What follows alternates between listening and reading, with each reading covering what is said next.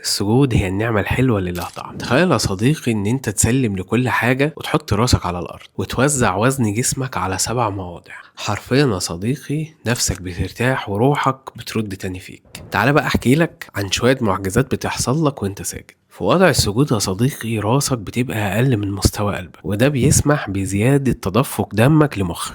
مخك دايما محتاج أكسجين، وده اللي بيروح له بدفعة إضافية مع الدم وانت ساجد. كمان وضعية السجود دي بتنشط الجهاز العصبي المسؤول عن الراحة وهدوءك. وانت ساجد يا صديقي بيقل في جسمك هرمونات التوتر، وبتقلل كمان ضربات القلب. حركة السجود ديت يا صديقي بتظبط لك حرفيا العمود الفقري، وبتحافظ كمان على مرونة الفقرات. الإنسان يا صديقي دايما بيحب السيطرة والتحكم في كل شيء، عشان كده يا صديقي السجود بيكسر كل ده. السجود بيعمل حاجة اسمها التسليم الجسدي، اللي بيتبعه بعد كده التسليم العقلي. وكما قال صلى الله عليه وسلم: أقرب ما يكون العبد من ربه وهو ساجد. حقيقي يا صديقي السجود نعمة مختلفة عن كل النعم. السجود نعمة ما يحسش بطعمها غير اللي ده. عشان كده يا صديقي الامتنان والحمد هو بوابتك من خروجك من الظلمات إلى النور. ربك بيقول: في أنفسكم أفلا تبصرون.